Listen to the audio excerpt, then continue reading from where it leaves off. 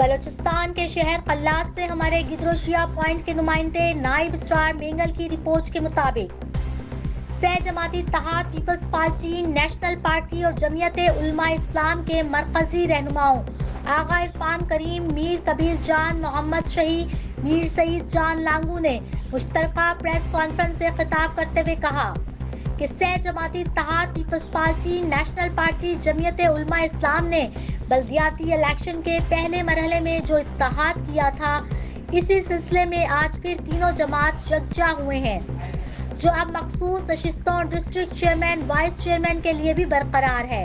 انہوں نے کہا کہ سہ جماعتی اتحاد کو اب بھی 10 چیئرمینوں کی اکثریت حاصل ہے۔ انشاءاللہ مخصوص نشستوں اور ڈسٹرکٹ چیئرمین شپ میں بھاری اکثریت سے کامیابی ملے گی۔ 11ویں چیئرمین سے بھی رابطہ ہے، وہ بھی ہمارے ساتھ ہوں گے۔ اس موقع پر سہ جماعتی اتحاد کے دیگر مرکزی ضلعی عہدیداران بھی موجود تھے۔ آغا عرفان کریم کی جانب سے شرکاء کے لیے پرتکلف ظہرانے کا اہتمام بھی کیا گیا۔